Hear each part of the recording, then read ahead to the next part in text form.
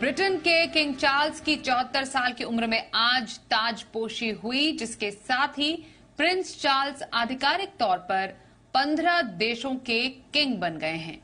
London के ऐतिहासिक Westminster एबे में हुए राजतिलक समारोह में दुनिया भर के करीब 2000 शाही मेहमान शामिल हुए।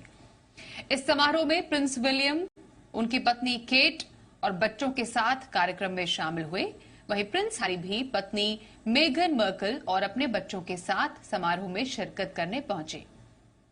भारत की तरफ से उपराष्ट्रपति जगदीप धनखड़ अपनी पत्नी के साथ कार्यक्रम में शामिल हुए। ब्रिटेन में राजशाही करीब 1000 साल पुरानी है और सितंबर 2022 में क्वीन एलिजाबेथ द्वितीय के निधन के बाद उनके बेटे प्रिंस चार्ल्स राजा बने थे और करीब 8 महीने बाद अब उनकी ताजपोशी हुई है। 74 साल की उम्र में चार्ल्स की राजपोशी हुई है और इस मौके पर यूके के प्रधानमंत्री ऋषि सुनक भी वहां पर मौजूद थे। भारत की तरफ से उपराष्ट्रपति जगदीप धनखड़ अपनी पत्नी के साथ इस कार्यक्रम में शामिल हुए और उसके अलावा राजतिलक समारोह में दुनिया भर के करीब 2000 शाही मेहमान शामिल हुए। आपको याद दिलाएं, सितंबर 2022 में क्वीन एलिजाबेथ द्वितीय का निधन हुआ था।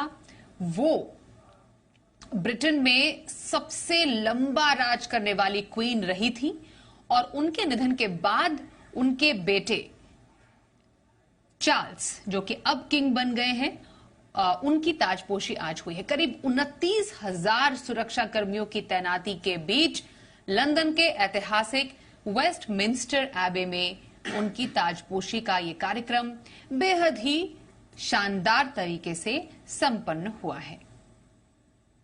तो ब्रिटेन में अब किंग युग की शुरुआत हुई है और इसके साथ ही प्रिंस चार्ल्स के आधिकारिक तौर पर राजा बनने के बाद अब वो 15 देशों के किंग बन गए हैं।